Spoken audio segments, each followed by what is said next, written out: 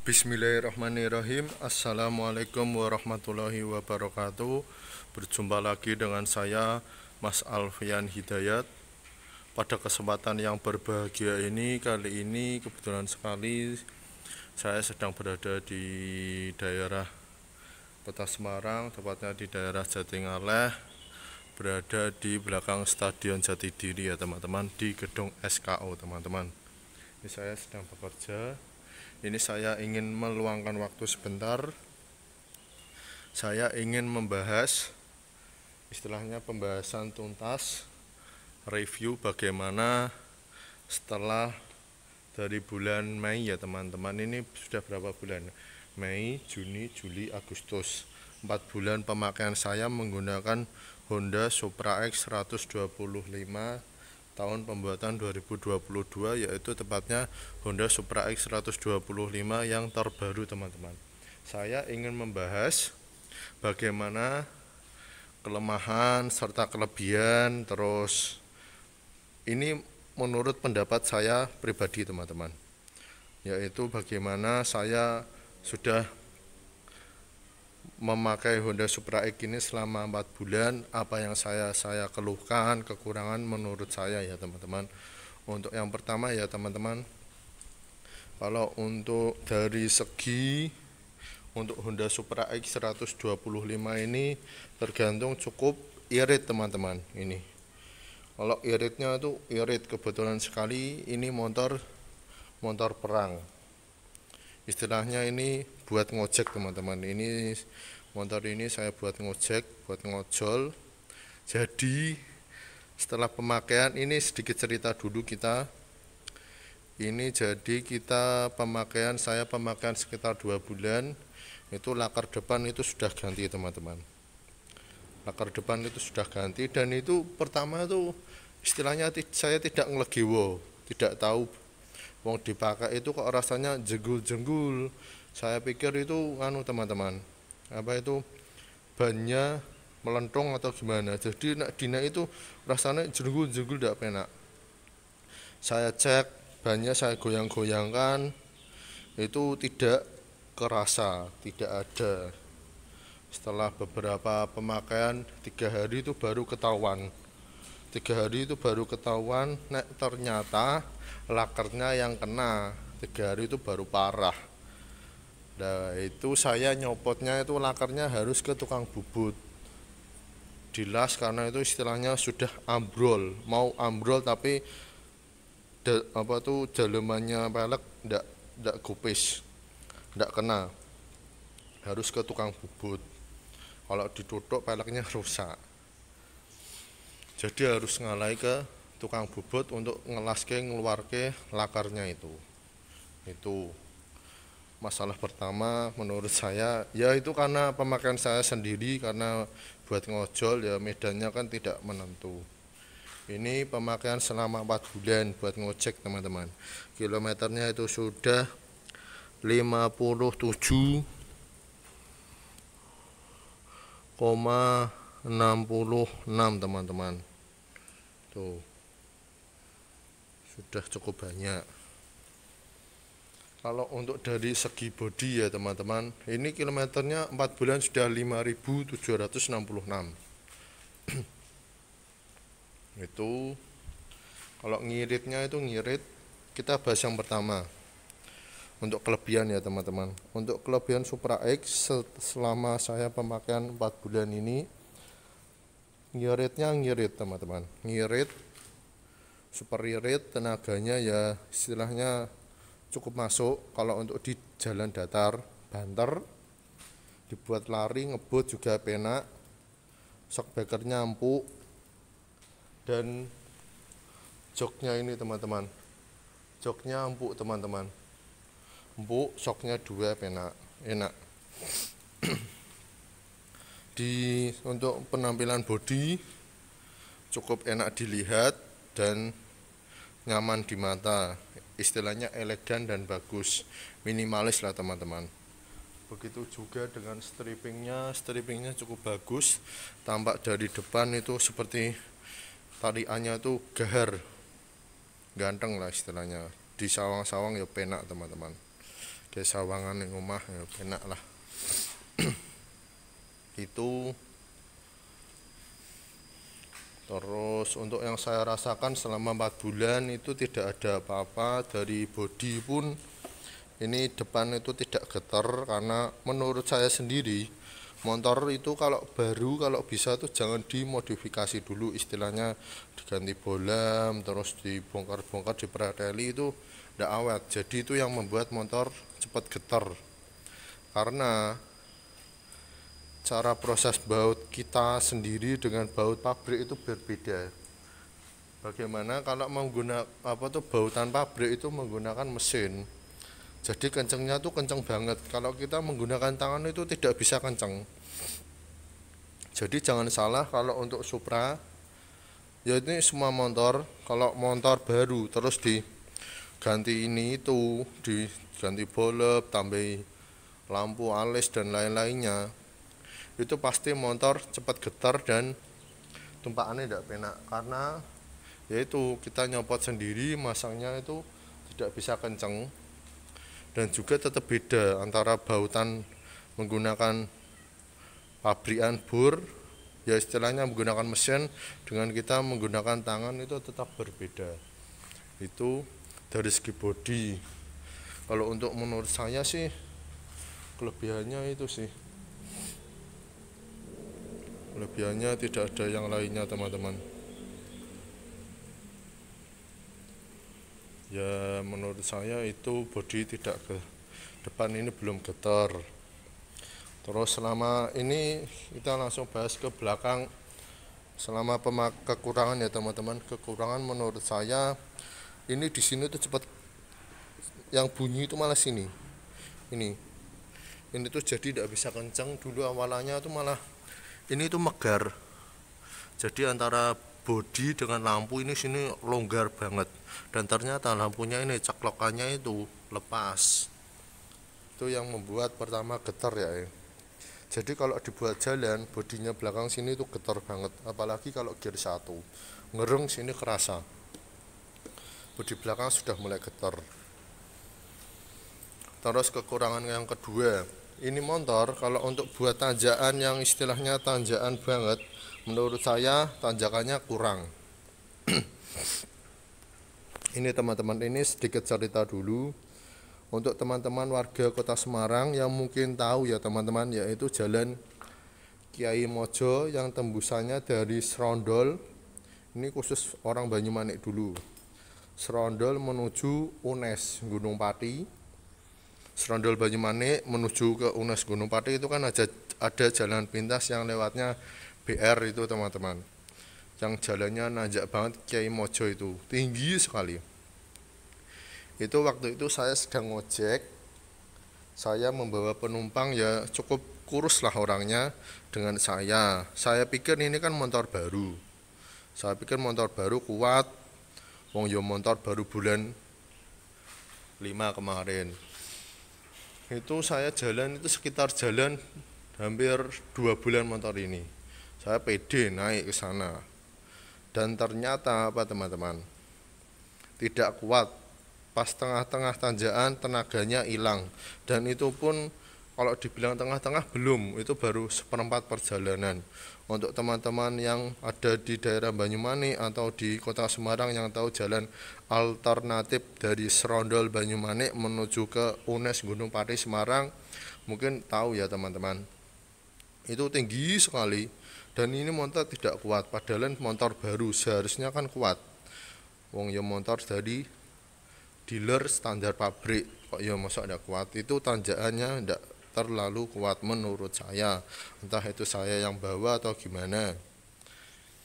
Terus akhirnya saya lewat jalan pintas yang satunya, dan itu pun yang satunya tanjakannya tidak terlalu curam banget, hanya 45 derajatan lah, ya agak kuat, dan itu pun ngeden, harus dipaksa. Itu yang pertama teman-teman. Yang kedua, saya lewat lagi ke Jalan Kiai Mojo yang tembusan ke UNES Gunung Pati Kota Semarang, itu universitas itu ya teman-teman, UNES. Saya lewat lagi ke sana, saya pikir Saya tidak membawa orang, beban tidak terlalu berat karena pada saat itu saya sedang mengirim barang, yaitu mengirim roti 3 kardus teman-teman. Rotinya enteng, 3 kardus aqua lah istilahnya itu. Saya tali di belakang, saya pikir kuat. Wong ya hanya bebannya, istilahnya kan bebannya hanya saya aja. Itu saya tali di belakang, saya gear 1 dari bawah banter sampai tengah-tengah hilang. Dan itu pun saya dibantu warga dari bawah menggunakan karisma tua teman-teman. Karisma tua, boncengan, badannya besar-besar, kuat sampai atas. Bayangkan, motor baru bulan 5 kalah sama dengan karisma tahun tua, boncengan orang dua, lemu-lemu sisan. Wah. Saya sedangkan membawa roti 3 kardus saja tidak kuat. Cukup aneh bukan? Itu.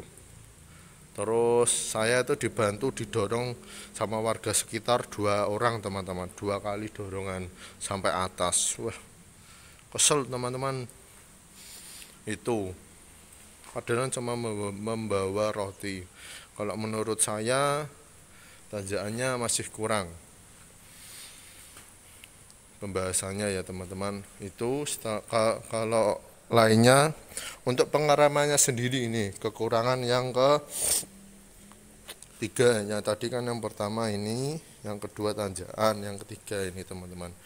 Pengeremannya ini sudah cakram bener, tapi menurut saya ini kurang pakem. Karena apa? Mungkin teman-teman yang mempunyai motor dengan cakram depan belakang sama-sama cakramnya cakram injak, bukan cakram di pejet seperti cakram matic di PCX, bukan. Ini cakramnya cakram pijak, yaitu seperti Supra X ini kita bandingkan dengan Satria FU. Karena saya punyanya Satria FU di rumah, sama-sama belakang Satria FU 150 tahun 2012. Untuk pengeremannya sendiri menurut saya untuk Supra X 125 sendiri pengereman belakang walaupun sudah cakram tapi tidak terlalu pakem. Walaupun itu kalau ditambah beban boncengan itu malah tidak pakem, malah bahaya kalau di lampu merah kita hawani pengen nabrak motor kendaraan yang di depan. Entah apa, menurut saya pengereman belakang kurang maksimal, kurang pakem, walaupun di situ sebenarnya cakram tapi tidak terlalu pakem. Seharusnya cakram itu kan pakem teman-teman.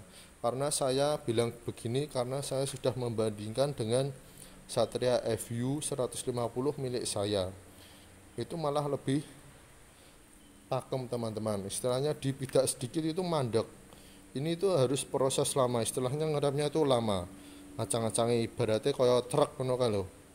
Nah, agar di turunan tuh ngeremnya harus pelan gitu. Harus dari jauh. Kalau dadak tuh tidak bisa. Kalau Satria FU dadak bisa, pakem. Ini padahal standar loh teman-teman. Pengeremannya mulai dari kampas dan lain-lainnya, piringannya. Ini masih standar. Belum saya apa-apakan dan itu padahal bersih, tidak kotor. Menurut saya pengereman belakang kurang pakem walaupun ini cakram. Karena saya merasakan sendiri kurang begitu mantap karena pengeremannya masih enak dengan Satria FU saya. Apalagi kalau dibuat boncengan. Ketika berhenti di lampu merah pas turunan, hawane pengen nyeruduk kendaraan ngarep teman-teman. Padahal ini standar pengereman pabrik. Entah itu menurut saya ya teman-teman, selangnya ini kurang panjang atau gimana. Seharusnya sih ya pakem. Kalau ini kan selangnya memang pendek sih, pendek dan ini banyak nekuk-nekuk. Ini pengeremannya. Yang ketiga kekurangannya ya speedometernya ini masih jadul. Dan speedometernya ini karena speedometer gini ya teman-teman, jadi itu tidak sesuai. Terkadang bensinnya itu masih 1 liter di sini tuh sudah mulai kilong banyak. Ya dimaklumi karena apung-apung gini tuh kadang tidak sesuai. Kadang bensinnya masih banyak di tangki, di sini sudah mau habis. Itu bensinnya kadang tidak sesuai teman-teman. Walaupun normal belum pernah dibongkar. Oh ya, ini jadi yang waktu itu sini lampunya coplok itu di ininya. Ini coplok teman-teman, tidak nyangkut dengan bodi ini. Dan kalau menurut saya Supra ini untuk bunyi injeksinya, injektornya kalau di on kan ini terlalu bunyi, istilahnya berisik sekali teman-teman. Ya bunyinya sih ya khas sih, unik, tapi yang menurut saya tidak halus, terlalu seru banget. Itu ketiga, 45, ini yang kelima.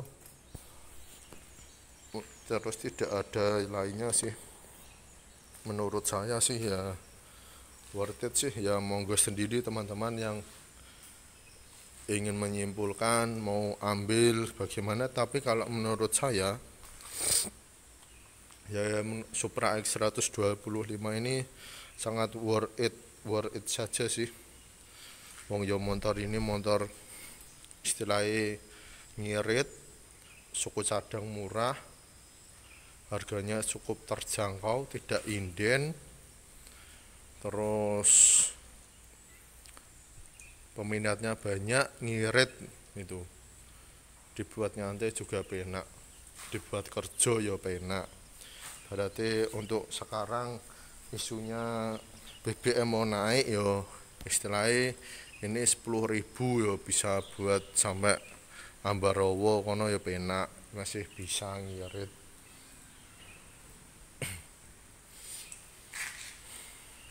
Ya itu saja sih menurut saya. Itu tadi tanjakannya kurang, pengeremannya kurang, bodi belakang sudah mulai getar, gampang coplok. Itu aja. Bunyi injeksinya, injektornya terlalu bunyi banget, berisik, kasar lah istilahnya.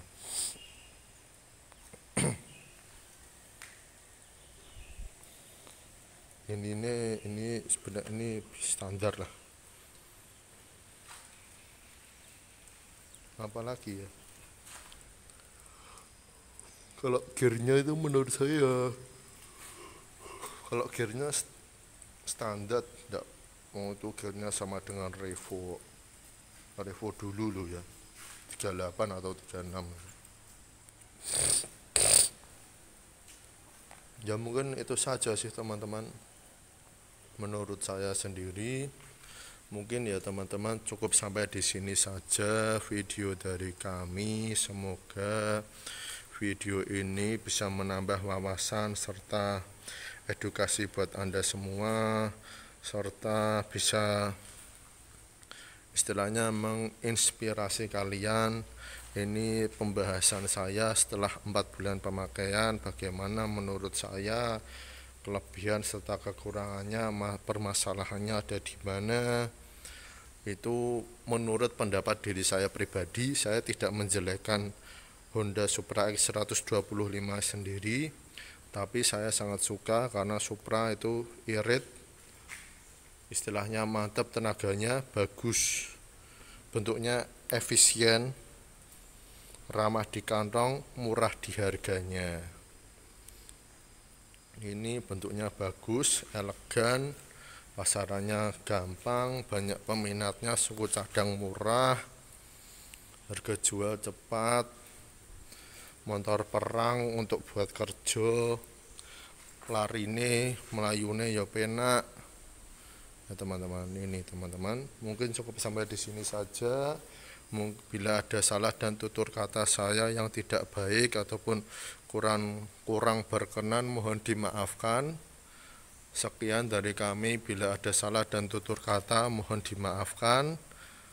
Jangan lupa like, comment, share, dan subscribe ya teman-teman.